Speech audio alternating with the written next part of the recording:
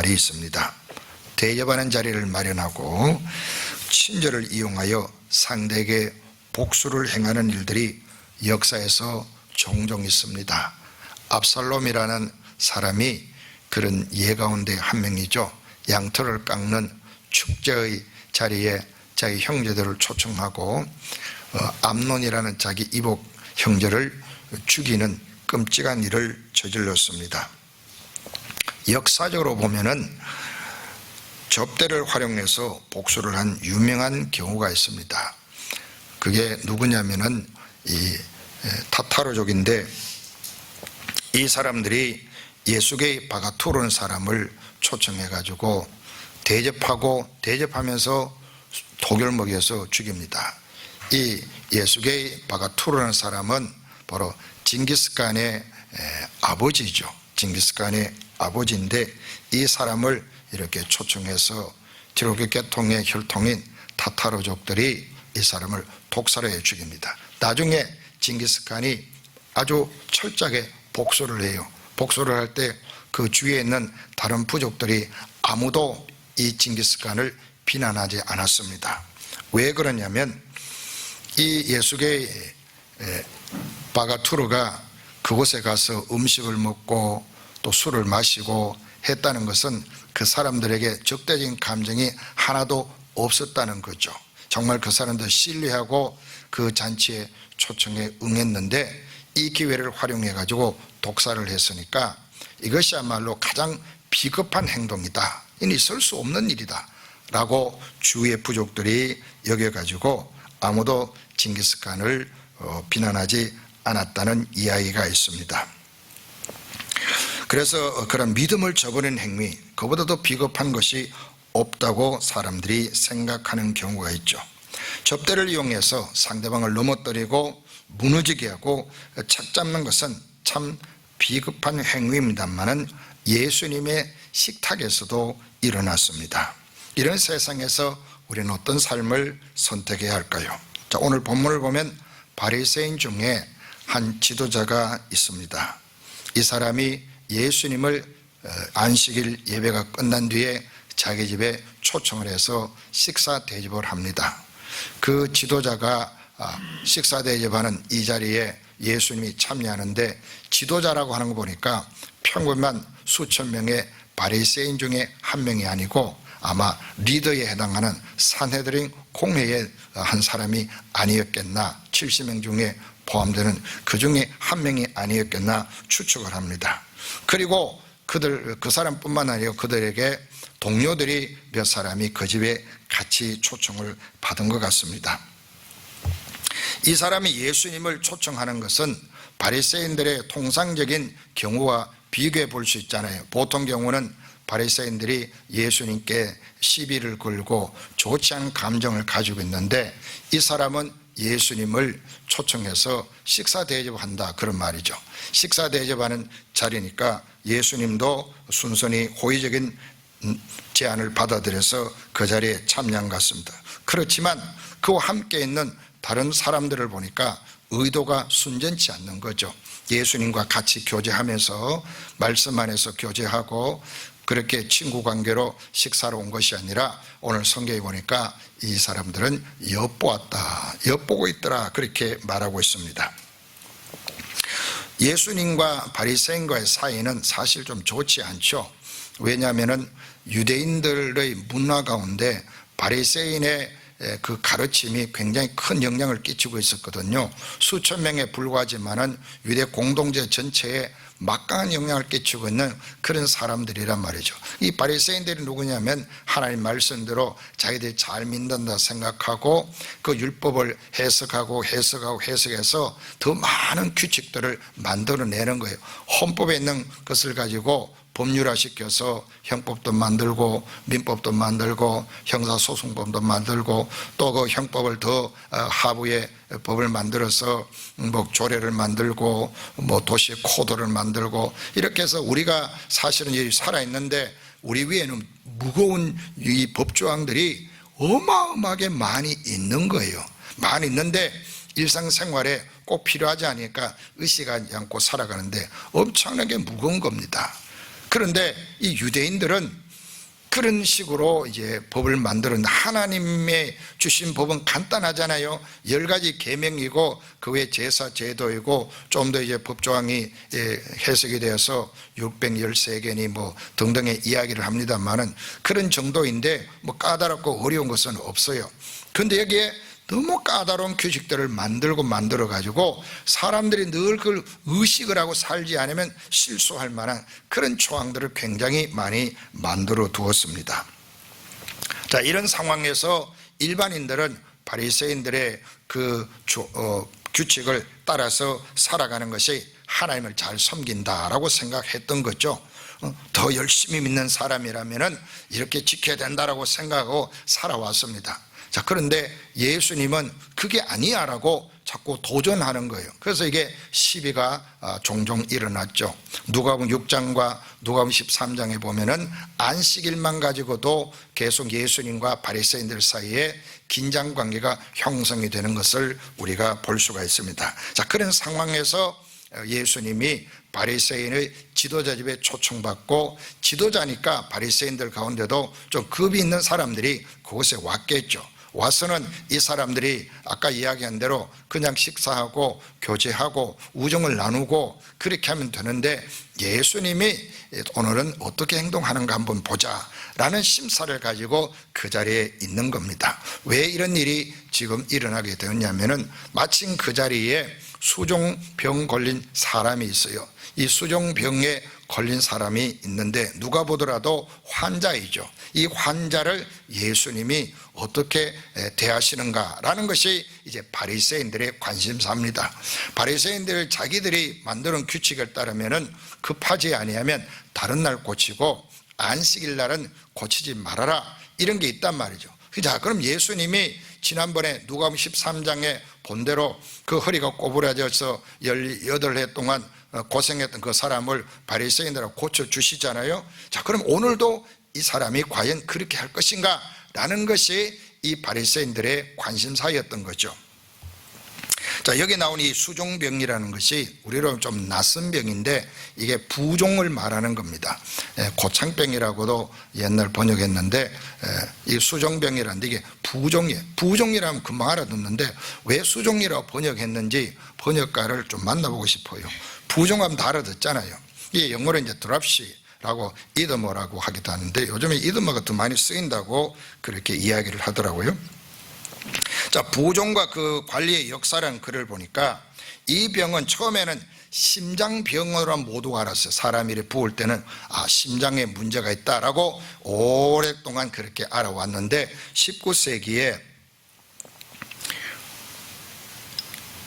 존 블랙 올이라는 사람하고 리처드 브라이트가 그걸 조사해서 보고한 이후에는 심장과 신장의 병으로 부종이 온다라고 여겨왔고 지금까지 그렇게 사람들이 계속적으로 알고 있잖아요.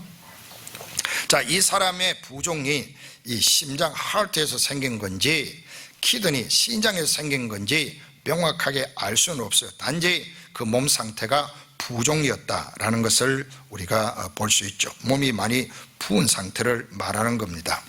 또 간장이 좋지 않아도 복소가 차이면서 부종이 오는데 어떤 상태인지 어느 부위에 어떻게 일어나는지 우리가 명확하게 알 수 없는데 그 당시 누가는 의사였기 때문에 이 부종이라 했을 때 자기 나름대로는 병을 알고 이걸 우리에게 소개해 주고 있는 겁니다. 자, 이제 이 사람이 안식일 날 식사 자리에 그곳에 있었던 모양입니다. 자, 그래서 이제 예수님께서 그 환자를 지금 앞에 놓고 있는데 예수님이 먼저 질문을 던지잖아요. 3절에 보니까 율법 교사들과 바리새인들에게 이르시되, 자, 그러니까 바리새인 있지 않고 율법 교사들이 그 자리에 함께 있는 겁니다. 그 사람에게 예수님이 안식일에 병을 고치는 것이 옳은 일입니까? 아닙니까? 이렇게 물었습니다. 자, 여러분, 그럼 어떤 대답합니까? 이게 참 이제 고민거리가 되는 거죠.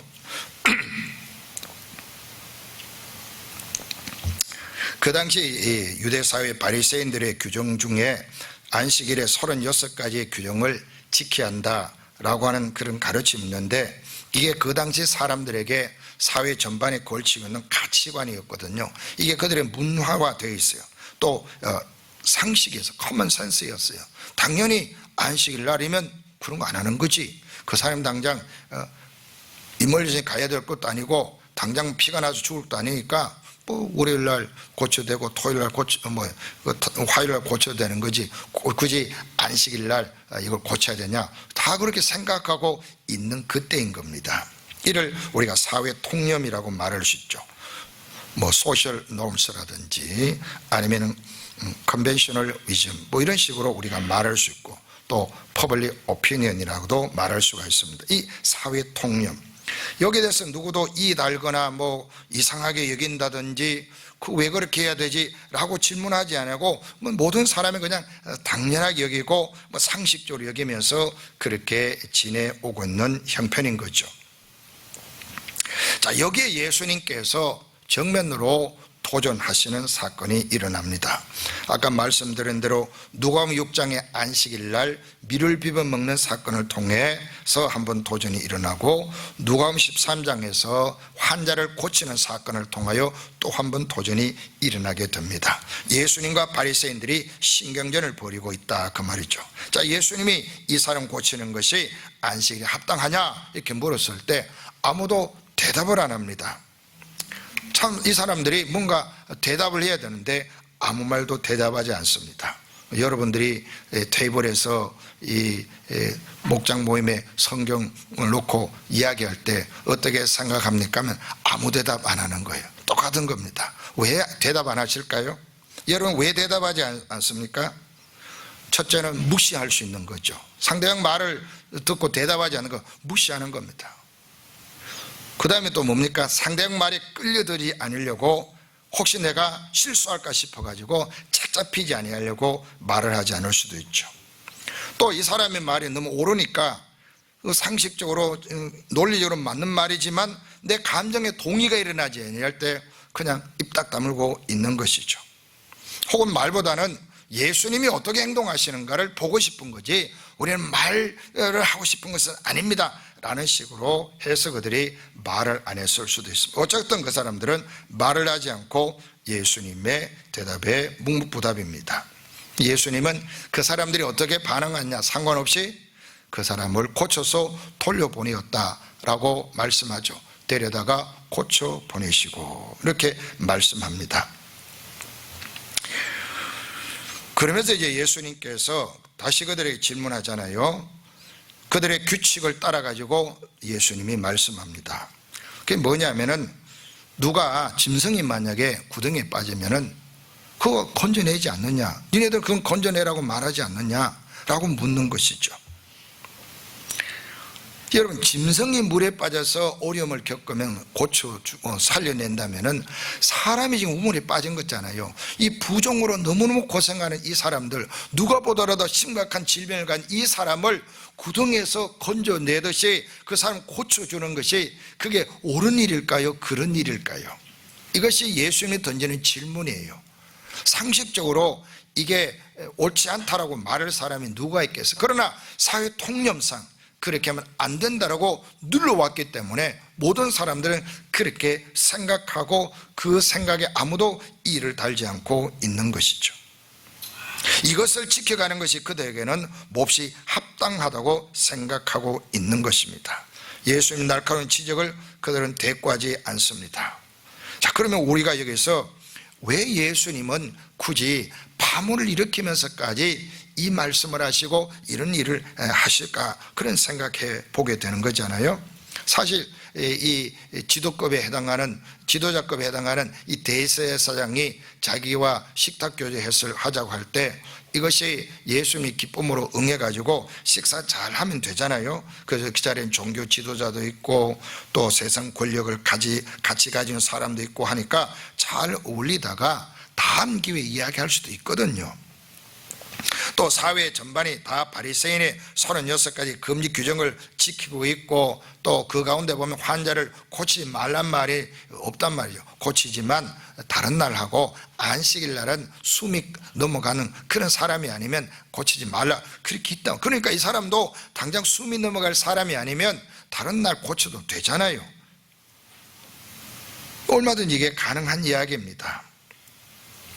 또 여러분, 세상에서 뜻을 펼치려면요, 가이사의 도움이 필요한 거예요. 이 가이사는 세상 권력을 말하는 겁니다. 가이사를 사라, 이런 제목의 책도 있어요. 그 제목의 이야기처럼 세상 권력을 가진 사람은 영향을 줄 수 있는 사람이기 때문에 그 사람과 잘 지내면 우리가 얻는 유익도 많이 있는 겁니다. 그 사람 괜히 심기 건드려 가지고 우리가 개인적으로 유리할 게 무엇이 있겠어요, 그죠? 잘 지낼 필요가 있는 거죠. 그 사람의 도움을 우리가 때로는 받을 수도 있고 그렇기 때문에 그렇습니다. 아니면은 뭐 공개적으로 방해나 핍박이나 이런 걸 우리가 받지 않으려면은 굳이 심기를 건드릴 필요가 없지 않겠어요? 그리고 그런 사람과 잘 만나서 친구를 만들어 놓으면 또 다른 사역이나 다른 기회에 도움이 될 수 있단 말이죠. 굳이 안식일에 환자를 고쳐보냄으로써 시비거리를 만들고 굉장한 저항과 분노를 살 필요가 있을까라는 생각을 하게 하는 예수님의 행동인 겁니다. 아마 제 아내가 옆에 있다면 말렸을 것 같아요. 여보, 눈치 없이 왜 그래? 이 좋은 날 왜 그래? 이렇게 하고, 우리 교인들이 옆에 있으면 아유, 좀 목사님 저 또 성질 바라져 꼭 건드린다고 막 야단하고 막 이런 지금 환경인 거죠. 그렇죠. 여러분도 잘 그러잖아요. 목사님이 굳이 그걸 이야기해가지고 그 집사님 삐져가지고 집사님이 뭐 상처받았대요. 상처는 목사가 더 받는데 말을 안 할 뿐이지, 그 교인들은 왜 상처를 잘 받는지 모르겠어요. 자기 기분 나쁘면 상처받았대요. 이런 사회단 말이에요.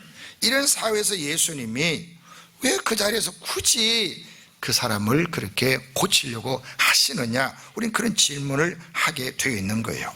하지만 예수님 편에 우린 서서 이 본문을 해석해 봐야 됩니다. 사람 편에 서가지고 예수님을 같이 공격하는 것이 아니라 예수님께서 왜 이렇게 하셨는가를 우리가 생각해 봐야 되죠. 예수님은 사회 통념이라든지 사람들의 눈치보기라든지 그 사회 가치체계가 하나님께서 바라시는 선을 넘어가 있을 때, 하나님께서 의도하신 율법의 의도를 이탈하였을 때 예수님은 그냥 넘어가지 아니하고 이 사람들을 멈춰 세우는 거예요.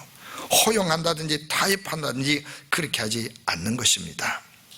그것이 어떻게 나타났냐면요, 한 사람의 불행에 대해서 예수님이 연민을 가지고 행동하는 거예요.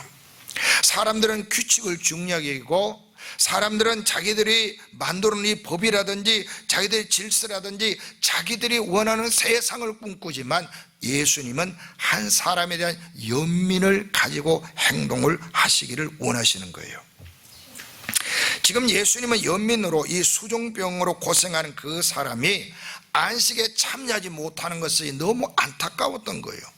그 사람이 율법을 지키려고 안식일에 왔지만은, 안식일이라고 하는 프레임 속에 들어와 있지만 안식일의 혜택을 누리지 못하고는 그 한 사람에 대한 연민을 예수님이 가지셨다는 거죠. 짐승도 공경에 처하면 구출해 주는데, 이 안식일에 하나님의 안식을 바라면서 율법을 지키면서 이 자리에 와 있는 저 사람이 부종으로 저렇게 고생하고 있는데 이를 방치할 수 없다, 이것이 예수님의 마음이었던 거예요. 우리가 누군가에게 연민을 가지고 살려면요, 제이슨 미첼이라는 사람이 세 가지를 말했습니다. 속도를 늦추어라. 그리고 이 사람이 서두르면 적이다라는 말을 해요. 연민의 적이다라고 말합니다. 우리가 서두르면 연민의 적이란 말을 왜 할 수밖에 없냐면요, 서두르면 어떤 문제가 있습니까? 주변을 살필 수가 없는 거예요. 제가 예배 인도하는 데만 집중하면 여러분들이 어떤 형편인지 알 수가 없는 겁니다. 그래서 만나서 대화를 나누고 여러분의 표정 하나, 여러분 행동 하나를 예리하게 관찰하면서 오늘 이 예배당에 나온 여러분 표정이 어떠한지, 여러분들이 성도들과 어떤 모임을 갖고 있는지 저는 그걸 잘 살펴보는 겁니다. 아, 저분이 마음이 지금 심히 외롭겠구나, 혹은 경제로 힘이 들겠구나, 이런 걸 살펴봐야 되는데 그냥 예배 인도만 쭉 하고 끝내버리고 여러분들이 가고 저는 저대로 가면 매주 만나도 우리는 한 번도 만난 적이 없는 사람이 되고 마는 거죠. 그러니까 서두르면 연민의 적이다라는 말이 맞다, 그런 말이죠. 그럼 어떻게 해야 되느냐? 속도를 늦추어야 된다. 속도를 늦춘다는 것은 주변을 살펴보는 거예요. 여러분들이 인생의 속도를 계속해 가속해 보세요. 주위에 있는 사람은 보이지 않는 겁니다. 그 가속의 엑셀을 계속 밟아온 어떤 사람은 평생 가족을 위해서 살아왔다고 말을 하는데 어느 순간 가족들이 당신이 내가 필요한데 없었다, 아버지는 내가 필요한데 없었다는 말을 듣게 되는 거예요. 왜 그러냐? 속도를 늦추지 않기 때문에 그렇다 이 말이죠. 노숙자라든지 여러분이 아쉬운 사람으로부터 막 빨리 벗어나고 싶을 때가 있잖아요. 그죠? 운전하다가 막 코너에 홈리스 오면은 얼른 차를 돌려가 빠져나갈 생각하지, 저 사람이 어떤 형편이 있는지 제대로 찬찬히 눈여겨볼 시간을 얼마나 가져봤어요. 물론 우리가 노숙자들에게 항상 친절하기만 하다고 해서 되는 문제가 아니지만 적어도 우리 마음을 한번 점검해 보자 말이죠. 어느 경우에는 차를 몰고 가다가 이 자전거를 타고 노숙자가 자기가 지나가기에 요 좁다고 막 있잖아요. 막 그런 경우도 있죠.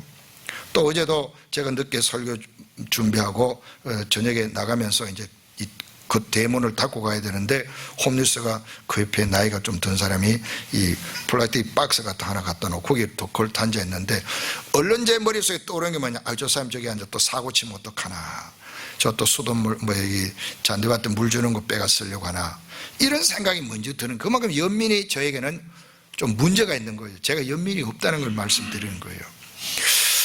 그리고 이게 또 저 막 전에 보면 막 볼일도 막 봐놓고 나가거든요. 그럼 또 뭐 이게 또 저한테 질문이 와요. 너 언제 문을 열었냐 닫았냐 묻고 뭐 이런 게 있는데, 왜냐면 저 혼자 토요일날 문 열고 닫고 이렇게 하다 보니까 저한테 책임 추궁 아닌 책임 추궁이 오는 경우가 있단 말이죠. 그러니까 저도 나가면서 그냥 우연히 안 보고 세심히 보는 거예요. 저 사람 저기 왜 왔는가 이런 생각하고, 그렇지만 뭐 그리고 이제 끝내고 멋지게 인사하고 그 사람도 저보고 좋은 저녁에 인사하고 헤어졌어요. 헤어져서 저만치 가는데 몇 푼이라 주고 와야 되나 생각해 보니까 마침 지갑에 돈이 없는 거예요. 안도의 한숨을 쉬면서 그 몇 전짜리 뭐 3, 4불 있었나 뭐 그 갖다 주기도 그렇고, 왜냐하면 또 이게 마약쟁이들 하도 많으니까 현금은 절대 주지 말라는 이야기를 많이 하거든요. 그래서 이 사람이 어떠한지 제가 얘기하고 싶은 뭐냐, 제가 이 사람을 찬찬히 살피지 않았다는 거죠. 그냥 저러 있구나, 그래 잘 지내시오 막 속으로 생각하고 그냥 와버린 거예요. 그런데 만약에 그 서서 제가 대화를 나누었다면 왜 이런 일이 있는지, 어떻게 내가 도움이 필요한지, 그가 도움을 원하는 게 뭔지를 알아볼 수 있지 않겠어요? 그런데 우리는 그 성가심이라는 것 때문에 지나가 버린다, 그런 말이에요. 그리고 우리는 자기를 합리화하는 거죠. 내가 알 게 뭐냐, 난 모르는 거야 라고 해서 자기 합리화를 시도하는 겁니다. 연민은 주변을 볼 수 있도록 속도를 늦추는 것입니다. 바쁜 것과 서두름에 난 차이가 있지 않습니까? 바쁜 것은 어떤 일정이 정해졌을 때, 약속 시간이 주어졌을 때, 혹은 예배 시간 같은 이런 공적인 어떤 모임에 가야 할, 이럴 때 우리가 시간을 맞춰야 되는 것은 바쁜 시간일 수 있어요.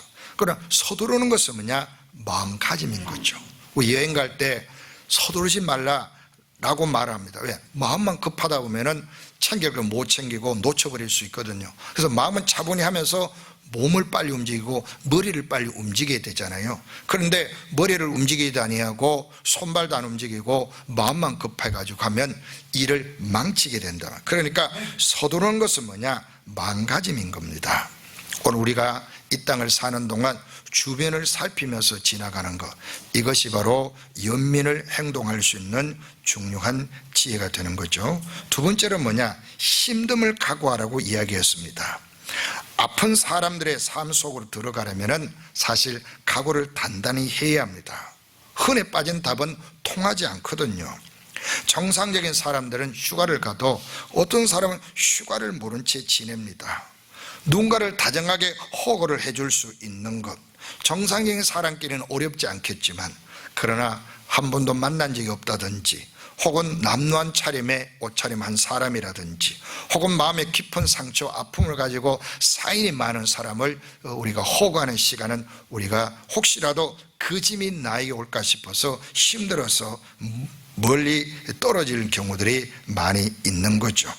누군가 아픈 마음의 소리를 깊이 경청해 주는 거, 힘들어하는 경우가 많잖아요. 우리는 자기 이야기 하고 싶어 할 때 많지 남이 하는 마음의 이야기를 들으려고 하지 않습니다. 뭔가 이야기하면 그냥 들어주면 되는데 들어주지 못합니다. 계속 처방전을 써냅니다. 신경과 처방전 쓰고 심리학과 처방전 쓰고 왜 하면 자꾸 하세요? 뭐 물리치료사 처방전 쓰고 암닥터 처방전 쓰고 온갖 처방전을 자꾸 내려고 해요. 그냥 들어주면 되는데, 가만히 듣고 있으면 되는데 상담도 나에게 답을 구하지 않거든요. 그냥 이야기하는 거예요. 그냥 주저리 이야기하면 그냥 들어주고 공감해주고 그렇게 해야 되는데 그렇게 하지 못합니다. 그리고 한참 듣고 나면 저 사람 말 많아. 뭔 소리인지 모르겠다. 왜? 경청하지 않았을까? 무슨 소리인지 모르는데 그 사람 지금 마음이 아프다는 거예요. 마음에 감기가 들었다는 거예요. 마음이 지금 너무너무 힘들다는 걸 그런 주저리 사인을 엮어서 쭉 이야기합니다. 들어주면 10번만 들어주면 정신질환자가 아니나 하지 않아요. 그런데 우리는 한 번을 제대로 못 들어주잖아요. 3번만 들어줘도 3번쯤 되면 자기도 압니다. 내가 많이 얘기했죠. 하지만 그 사람 그렇게 들어주는 것 때문에 얼굴에 뭐가 와요? 평안이 오는 거예요.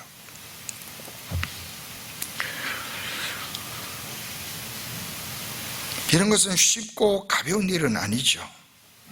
우리가 귀찮은 상황을 기꺼이 감수할 때 사람들은 조금은 마음에 안식을 취하고 이 사람이 나를 받아주는구나 생각하고 얼굴 표정이 편안해지기 시작하는 겁니다. 그때부터 진짜 관계가 만들어지거든요. 그래서 우리가 이 짐을 질 수 있는 그 힘듦을 각오할 수 있는 그런 마음을 가져야 합니다. 3번째로 불편을 감수하라고 이야기합니다. 사람들의 어려움은요, 그 자신에게만 아니라 우리에게도 짐이 되잖아요. 연민을 행동으로 옮기려면 우리의 기회나 계획이나 할 일들을 미루거나 취소해야 되는 경우들이 있을 수가 있고요. 어떤 사람은 은퇴 계획도 바꾸는 경우도 있을 수가 있습니다. 너무 계획적인 사람들은요, 계획한 대로 안 되면은 못 견디는 사람이 있어요. 그래서 그는 일 처리는 잘하는데 그 사람은 제대로 얻을 수가 없어요. 왜? 그는 언제나 일로 사람을 대하기 때문에 그렇습니다. 때로는 내 계획이 완벽해도 사람을 불쌍히고 돕는 기회라면 그 완벽한 계획을 내려놓을 수 있어야 되는 것이거든요. 계획이 어긋날 때 정신을 잃어버린 사람이 되면 안 되는 거죠. 나의 불편함을 기꺼이 감수할 수 있는 용기도 필요한 겁니다. 연민을 행동으로 옮기라는 주님의 권고 때문에요, 대학교 입학도 포기하고 아프리카의 선교지에 봉사하고 인도에 봉사를 한 그런 젊은 친구들도 있습니다. 그들은 주님의 권고를 따르는 거예요. 그런 불편을 감당할 수 있는 용기가 그들 속에 일어나게 된 겁니다. 예수님이 바로 지금 그런 선택을 하고 계시는 거예요. 생각해 보세요. 수정병 걸려 고생하던 그 사람은 속도를 늦추고 자신의 고통을 주목하시는 예수님을 만났잖아요. 여러분, 대제사장과 지도자급과 여러 율법 교사들과 이런 잘 나가는 사람들이 그 자리에 많이 와 있는 자리에 자기같이 병 걸린 사람 예수님이 그냥 다음에 보자고 지나갈 수도 있는 거잖아요. 아니면 고생이 많군요 하고 지나갈 수도 있잖아요. 자기가 지금 그 사람들에게 예수님이 주목하고 있을 수도 있다면 얼마나 이해가 되는 거예요. 그럼에도 불구하고 예수님은 그 바리새인과 그 율법 교사들에게서 시선을 옮겨서 한 사람에게 주목하잖아요. 이게 천천히 가는 거예요. 주변을 살피며 가는 거예요. 이 사람이 예수님 마음에 안긴데 예수님을 떨쳐내지 아니하고 그 사람에게 다가가셨다는 겁니다. 오늘 여러분들이 어떻게 살아가야 될지 예수님이 보여주지 않습니까? 또 예수님은요, 권력가들과 사회적 영향을 지닌 사람들과 좋은 자리를 만들 수 있는데 이 사람 때문에 이 사람을 선택해서 고치면은 그 관계가 망가지잖아요. 그리고 엄청난 저항과 박해가 올 수 있거든요. 따가운 시선들이 올 수 있거든요. 그럼에도 불구하고 예수님은 그 짐을 기꺼이 지는 겁니다. 내가 이 사람들이 어떻게 대하든 살려야 되겠다, 이 사람 고쳐줘야 되겠다. 예수님은 그런 힘듦을 선택하셨던 거잖아요. 권력가들과 사회 영향력 지닌 사람들과 관계가 망가지는 불편함도 엄청나단 말이죠. 그렇지만 예수님은 그런 불편함을 기꺼이 감수하면서 참된 안식을 그 사람에게 선물하는 거예요. 우리가 이 예수님 만나면 얼마나 좋겠어요. 나를 구원기 위해서 속도를 늦추시고, 나를 구원기 위해서 십자가라는 힘듦을 기꺼이 감당하시고, 나를 구원기 위해서 저 사람 예수 믿다니 나는 저 사람 때문에 교회 안 갈 거야 라고 하는 그런 삶을 산 자일지라도 예수님은 그를 주목하고 살려주시잖아요.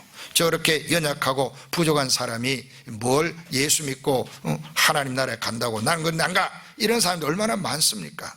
그런데 불구하고 예수님은 기꺼이 내 곁에 오셔서 나를 구원하시고 나를 품어주시고 용서하시잖아요. 불편을 기꺼이 감당해 주시잖아요. 예수님을 내가 만났으면 이 인생이 이제 복 받은 겁니다. 오늘 여러분들이 그런 복이 다 있기를 바랍니다. 자, 이 예수님 만났으니까 저는 이제 안식을 깨닫게 되었어요.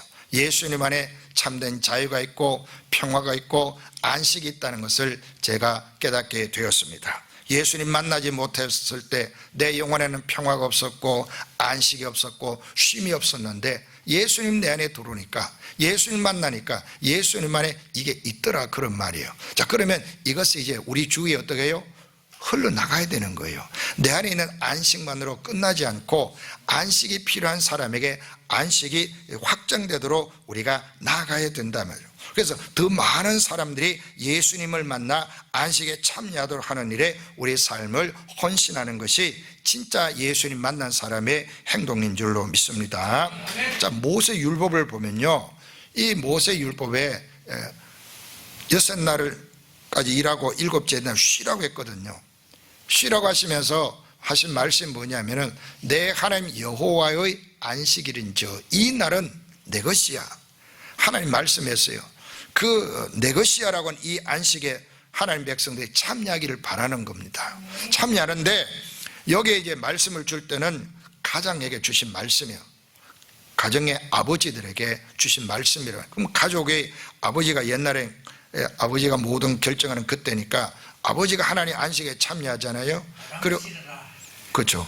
아내에게 그러면 어떻게 했냐? 너는 가서 물동에 물 기르고, 너는 가서 밥 만들고 빵 만들고, 내일 친구들 오니까 빵 만들, 이렇게 하면 안 되고, 또 아이들에게 너는 가서 공부해, 숙제해, 너는 가서 뭐해, 이렇게 하면 안 되고, 또 집에 일하는 그 일꾼들에게, 노예민들 아닙니까? 옛날에 종들, 노예민들 아무 권한이 없잖아요. 그 사람들, 야, 내가 밥 먹여주고 잠자리 제공해 주는데 내가 논다고 니도 노냐? 들에 나가 일해, 양들 치고 염소 치고 뭐 하고 이렇게 해야 되잖아요. 또 돌아다니다가 자기 집에 하룻밤 묵고 갑시다. 아유 그래 들어오세요 하는 그 사람들, 뭐 하룻밤 지날 수도 있고 이틀 지날 수도 있는 사람인데, 당신들 돈 안 내고 지금 먹고 살았으니까 가서 일하시오, 이렇게 시키지 말라는 거예요.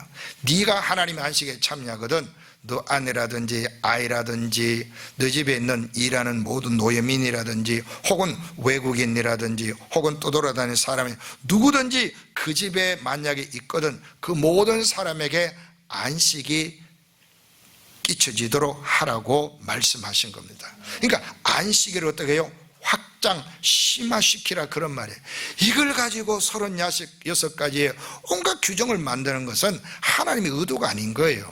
하나님은 그 백성들이 쉼을 얻으라 이 말이에요. 하나님의 안식을 누리라 그 말이에요. 왜 그러냐? 이 모세율법의 안식일은요, 한 주간의 고달픈 노동을 멈추고 쉬라는 거잖아요. 경쟁에서 벗어나고 탐욕에 지친 몸과 마음을 내려놓고 창조주 하나님을 기뻐하고 즐거워하고 너희들이 자유민으로 부름받았으니 얼마나 기쁜 거냐, 이걸 되새김질하면서 그걸 한번 누려보라고 하나님이 이 안식일을 지키라 했다, 그런 말이죠. 이 안식에 나와 모든 가족들과 내 문 안에 거하는 모든 사람들이 다 그 안식을 누리라고 말씀한 겁니다. 자, 이런 하나님의 의도를 가지고 이 바리새인들이 사람들을 안식해야 되잖아요. 자유를 주어야 되잖아요. 해방을 주어야 되잖아요. 평안을 주고 기쁨을 주고 즐거움을 회복해 하고 소망을 회복해서 다시 또 한 주간 열심히 살 수 있도록 격려하고 북돋아 줘야 되는데, 이런 날 또 규정을 만들고 규정을 가지고 옴짝달싹 할 수 없도록 그렇게 만들어 놓은 것은 하나님 뜻이 아닌 거예요. 그래서 예수님은 정면으로 거부하고, 이게 안식일의 뜻이 아니야. 이 안식일의 주인은 난데 나는 이들에게 안식일을 주기를 원해. 이 수종병든 사람을 내가 안식하기를 바라는 거야 라고 하는 그런 마음을 가지고 의도적으로 바리새인들의 규칙에 반기를 들고 행동하신 겁니다.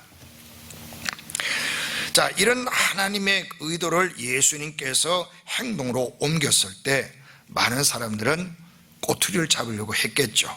자기들의 규정대로 따르지 않는 예수님을 어떻게 해서라도 책잡고 무너뜨리고 넘어뜨리고 자기들에게 굴복시키려고 그들이 행동한 겁니다.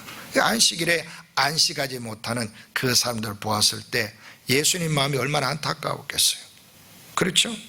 하나님의 안식에 참여했는데 꼬투리 잡으려고 그 긴장하고 마음에 불순한 의도를 가지고 왔으니 밥맛도 없을 거 아니에요. 그냥 즐겁게 밥 먹으면 되는데 예수님은 어떻게 하는가, 저 무슨 말하는가, 이거 지켜보고 있으니 그 밥이 그게 제대로 넘어가겠어요? 너무 안타까웠을 겁니다.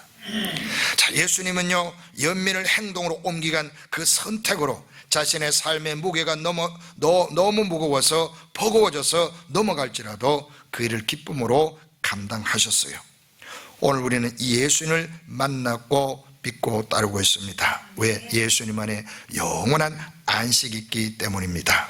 죄와 사망의 고통에서 버티고 있는 우리들에게 구원의 손을 내밀어 주신 예수님을 예배하기 위하여 우리가 주일마다 모여서 찬양하고 하나님 앞에 기쁨을 드리고 있습니다.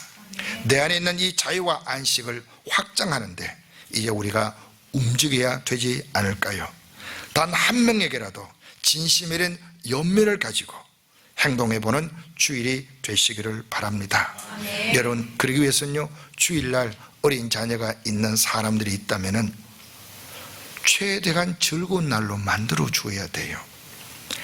교회 봉사 많이 한 분들일수록 주일날은 아이들에게 참 즐거운 날이다, 기쁜 날이다, 맛있는 거 먹는 날이다, 그렇게 만들어 주어야 된단 말이에요. 그리고 이날 부부 사이에 아내들이요, 남편들에게 바가지를 멈추십시오. 주일만이라도 바가지 긁는 일을 멈추십시오. 내가 10가지를 지적하고 싶어도 주일만 어떻게 해요? 입을 다물고, 왜? 저 사람이 하나님의 안식을 누리게 되겠다, 그런 마음을 가져보십시오. 남편들이 아내들에게도 마찬가지예요. 그 하루라도 안식을 누리기 위해서 내가 좀 굳은 일을 먼저 감당해 보십시오. 이런 것이 뭐냐? 안식을 확장하는 행위가 되는 겁니다. 여러분, 주일날 교회에 왔을 때도 마찬가지예요. 예배를 드리고 끝내는 것이 문제가 아니에요. 우리 오늘 여기 올라온 성도들이 하나님의 안식을 누리게 해야 되잖아요.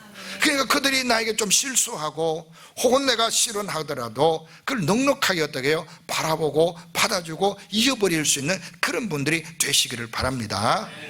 하루를 훑어보고 재보고 따져보고 늘 팽팽한 긴장 속에 앉아있는 성도가 아니라 예수님 안에서 넉넉한 이웃으로 품성이 넉넉하고 원래는 성질하지만 안식일만이라도 한번 여러분이 너그러워 보세요. 그 너그러움이 안식일날 뿐만 아니라 평소에로 확장되어 가는 것, 이게 하나님이 기뻐하는 일이에요. 아멘. 교회 왔는데 목사 눈치 보이고 장로님 눈치 보이고 또 권사님 눈치 보이고 오래 했던 교회 눈치 보이고, 그럼 이게 뭐가 되겠어요? 하나님의 안식이 어디에 있는 거예요? 우리의 삶 가운데 안식이 주어지기를 바랍니다. 그 사회도 마찬가지죠. 그리고 우리가 어떻게 해야 됩니까? 속도를 늦추고 주변을 살펴봅시다. 힘듦을 각오하고 연민을 행동으로 옮겨봅시다. 불편을 받아들이고 우리는 연민을 행동으로 옮겨볼 수 있기를 바랍니다. 그래서 안식을 바라는 한 사람에게 예수님처럼 다가가서 그들을 안식으로 초청하고 안식하게 하는 그런 일을 위해서 행동하는 여러분이 되시기를 바랍니다. 이런 일을 위해서 우리는 세상의 눈치를 보고 사람들의 편견을 우리가 견뎌낼 수 있는 용기도 여러분이 가지시기를 바랍니다. 그게 하나님 편에서 안식일을 기억하고 주일을 지키는 정신인 것입니다. 하나님은 이런 사람에게 영원한 안식인 줄로 믿습니다. 하나님의 이 안식이 여러분 가운데 넘치기를 주의 이름으로 축원합니다. 기도하겠습니다.